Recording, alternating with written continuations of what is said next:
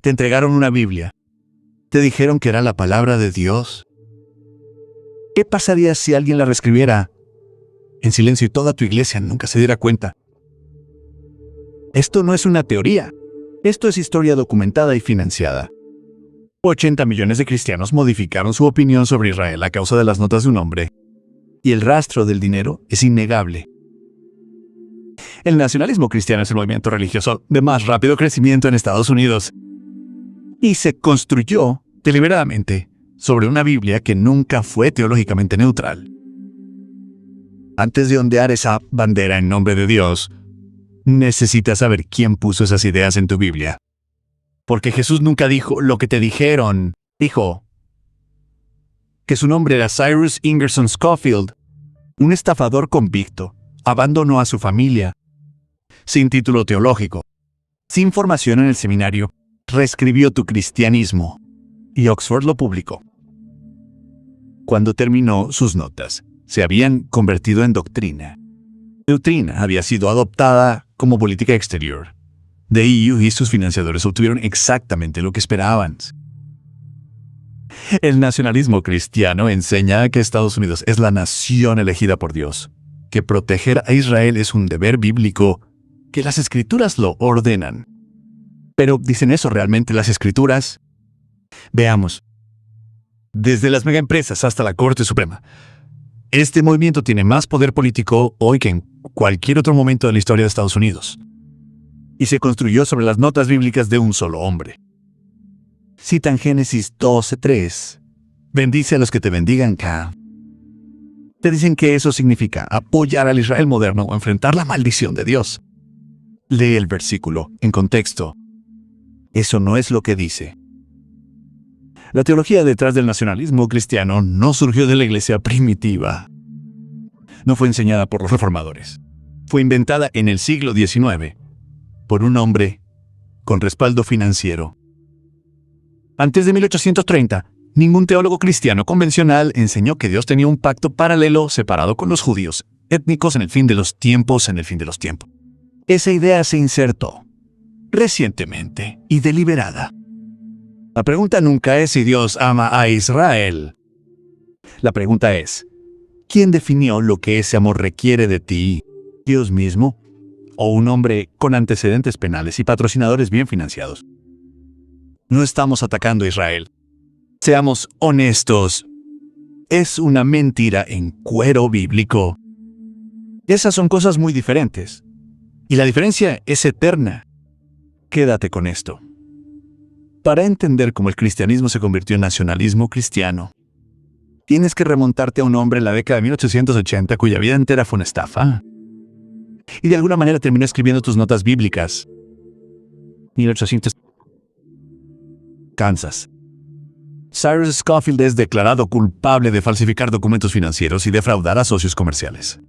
Abandona a su esposa e hijas. Luego encuentra la religión. El momento es notable.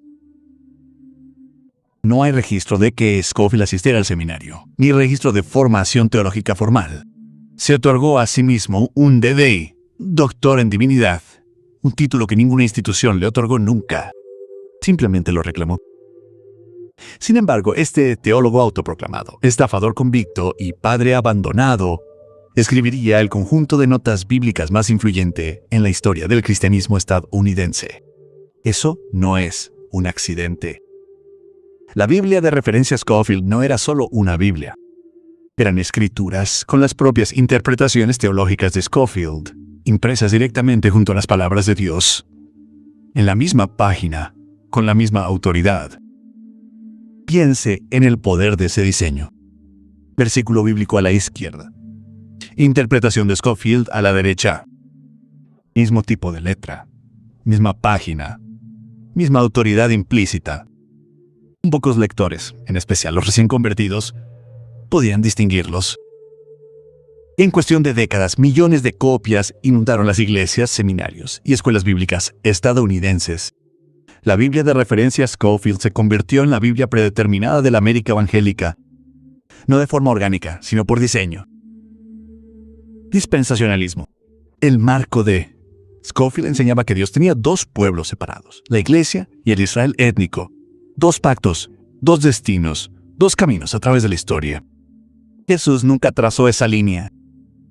Esta única invención teológica reorientó por completo hacia dónde dirigían los cristianos sus ojos, sus oraciones, su dinero y, finalmente, la política exterior de su gobierno, finalmente. Vino de las notas a pie de página de una Biblia subvencionada. Antes de que Scofield tocara una Biblia para su publicación, hubo 2 órdenes de arresto en su contra. Huyó a Canadá para escapar de ellas. Este es el arquitecto teológico del cristianismo estadounidense moderno.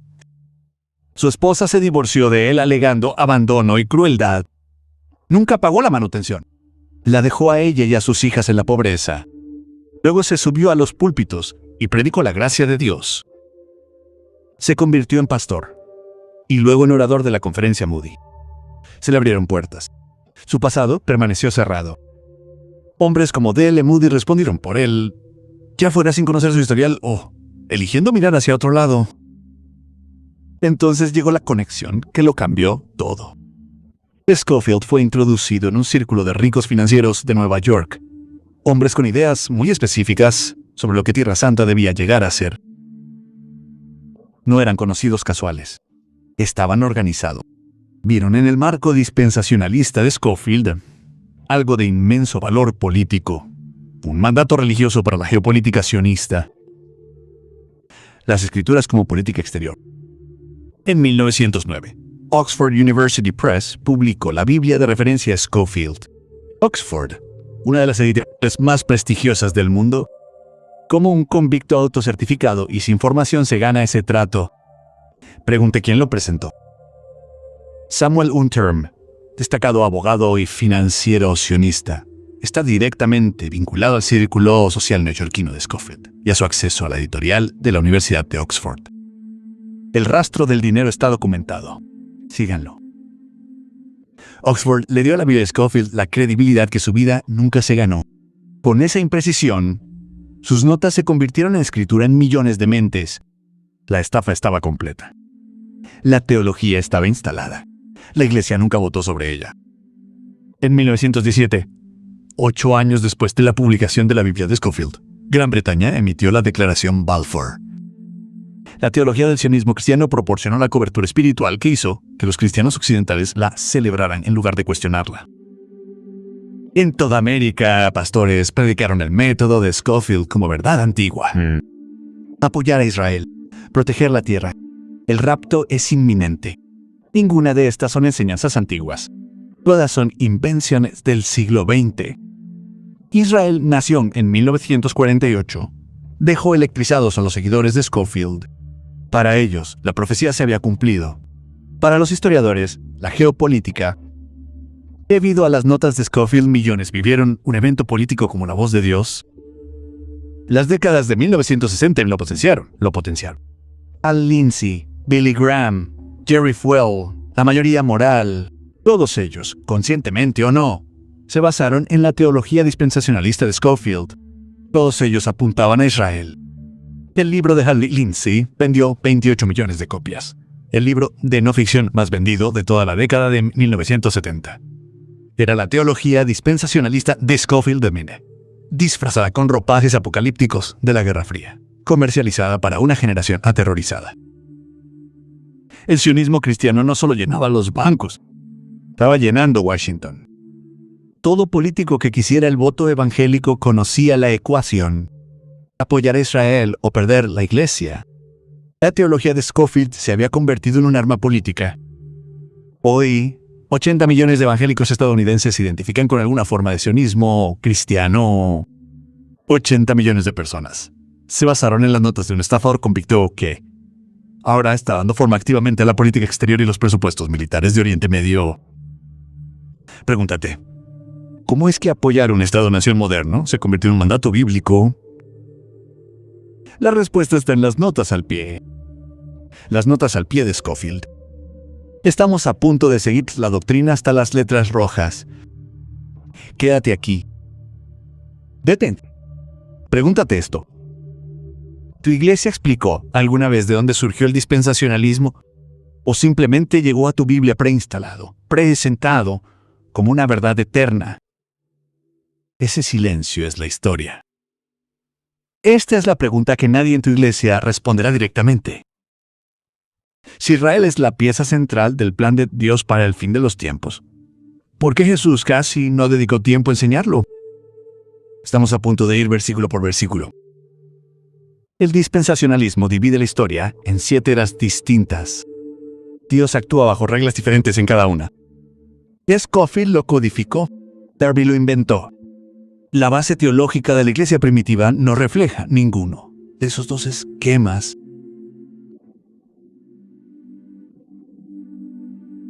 Durante 300 años, los padres de la iglesia nunca enseñaron el dispensacionalismo. Nunca enseñaron un rapto. Nunca enseñaron al Israel étnico como un pueblo paralelo del pacto. Esta doctrina es más reciente que tus abuelos. Puede que estés pensando, pero mi pastor me enseñó esto toda mi vida. Sabemos que ese es exactamente el problema. Esto es lo que ocurre cuando las notas financiadas por un hombre parecen palabras de Dios. Se difunden, arraigan, se convierten en tradición. En varias ediciones de la Biblia de referencia a Scofield, su comentario ocupa más espacio en la página que la propia escritura. Dejemos que eso pase. La nota al pie se hizo más grande que el texto. La interpretación eclipsó la palabra. ¿Qué pasaría si eliminaras todas las notas de Scofield de tu Biblia? ¿Qué quedaría? ¿Sobreviviría el nacionalismo cristiano? ¿Sobreviviría el mandato teológico de apoyar al Israel moderno? Esa es la verdadera prueba. Pregunta. Las buenas noticias. La escritura no ha cambiado. Las letras rojas no se han movido. Lo que Jesús realmente enseñó sobre Israel, sobre el pacto, sobre el reino, sigue en la página. Vamos a ello ahora mismo. Todos los presidentes desde Truman han gobernado bajo la influencia del bloque de votantes cristianos sionistas. Todos y cada uno. Eso no es una conspiración. Son datos de votación documentados. ¿Se remontan directamente a los bancos de Scofield? Truman reconoció a Israel en 1948, pese a la objeción explícita de su propio Departamento de Estado. Más tarde dijo que creía que la profecía de Dios lo exigía. La teología dispensacionalista de Scofield opera dentro del despacho oval. El sionismo cristiano otorga a los políticos un mandato divino. Si apoyar a Israel es obediencia bíblica, entonces, cuestionar la política estadounidense se convierte en traición espiritual. Eso no es democracia. Eso es teocracia, con una bandera y un presupuesto de defensa. La alineación entre las organizaciones cristianas sionistas y el lobby pro-israelí no es accidental. Comparten una teología, un objetivo y un sistema de financiación que se remonta directamente al mismo círculo financiero que financió a Scofield. Cristianos han testificado ante el Congreso lobbyando contra el Estado palestino y a favor de la mudanza de la embajada a Jerusalén. Es la política exterior escrita en notas al pie. El dispensacionalismo de Scofield controlando ejércitos, gains. Estados Unidos ha dado a Israel más de $260,000 millones en ayuda desde 1948, más que cualquier otra nación en la historia. Desde los bancos de las iglesias cristianas sionistas emanó una parte importante de la voluntad política que respalda ese número. Cristianos Unidos por Israel, CUFI, afirma tener 10 millones de miembros. Los cristianos estadounidenses envían miles de millones anuales a Israel a través de organizaciones como esta. Todo ello basado teológicamente en las notas de Scofield. Todo es rastreable. El hilo conductor es ahora visible. Las notas de Scofield, Oxford Press. El púlpito, las urnas, el pleno del Senado, el presupuesto militar. Con dinero, la teología de un hombre cambia el mundo actual. Ahora preguntémonos, ¿qué dijo Jesús en realidad? Jesús nos dio el sermón del monte. Bienaventurados los pacificadores. No los belicistas, ni a los imperialistas, ni a los agitan banderas, sino los pacificadores. Esa es su política exterior declarada en rojo. En todo el Evangelio de Juan, Jesús usa la palabra Israel solo una vez. Una vez. Sin embargo, el nacionalismo cristiano convierte a Israel en la pieza central de todo el plan profético de Dios. ¿Y dónde está eso en las letras rojas? Jesús le dijo a la mujer samaritana, la adoración ya no está vinculada a un lugar, ni a Jerusalén, ni al monte del templo, ni a ningún pedazo de tierra. Dios es espíritu. El reino de Dios no es un bien inmueble. Jesús dijo que el reino se daría a aquellos que dieran fruto, no a un grupo étnico, no a un estado-nación. Aquellos que lo siguen, que producen sus frutos, sus palabras, nuestras rojas. Alguien que esté bien ahora mismo se siente incómodo. Bien. Esa incomodidad es tu discernimiento trabajando. Pregúntale. ¿Qué Biblia estoy leyendo en realidad? Las Escrituras de Dios o la versión de Scofield muy comentada. Pablo, basándose directamente en Jesús, no tiene ambigüedades. En Cristo, la distinción étnica no tiene peso de pacto. La verdadera simiente de Abraham son los que están en Cristo. No un estado-nación, solo fe. Punto. Romanos 11 habla del futuro de Israel. Léelo con atención. Pablo dice que Dios no ha rechazado a su pueblo, pero Pablo define a su pueblo a lo largo de Gálatas y Romanos por la fe en Cristo, no por la etnia. Lee ambos libros. La cruz es el pacto. La cruz es donde cada distinción étnica y nacional fue absorbida en una nueva humanidad. Scofield colocó a Israel junto a la cruz. Jesús colocó la cruz por encima de todo, incluido Israel. La iglesia primitiva, 300 años antes de Constantino, nunca vinculó la condición de estado político con la profecía del fin de los tiempos. Esa conexión la hicieron más tarde hombres con agendas y financiamiento, con un contrato editorial de la Universidad de Oxford. 6 de enero de 2021. Cruces, banderas cristianas, cartel de Jesús salva, llevados a la capital de los Estados Unidos por personas que creían genuinamente que estaban haciendo la obra de Dios. Nacionalismo cristiano, sin ningún lugar donde esconderse. El nacionalismo cristiano afirma que Estados Unidos fue fundado como una nación cristiana, que los enemigos políticos son enemigos espirituales, que la voluntad de Dios y la agenda de sus candidatos son idénticas. Jesús dijo amén a sus enemigos.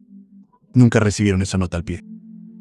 Cuando el símbolo del autosacrificio de Cristo se coloca junto al nombre de un candidato político, eso es idolatría. Según la definición teológica, un ídolo es cualquier cosa que se eleva por encima de Dios y que nunca debió estar allí. Aquí está la pregunta. ¿En qué momento la lealtad política se convierte en un falso evangelio? ¿En qué momento Estados Unidos reemplaza al reino de Dios en tu teología? ¿Cuándo un Estado-nación se convierte en tu ídolo? Sé honesto.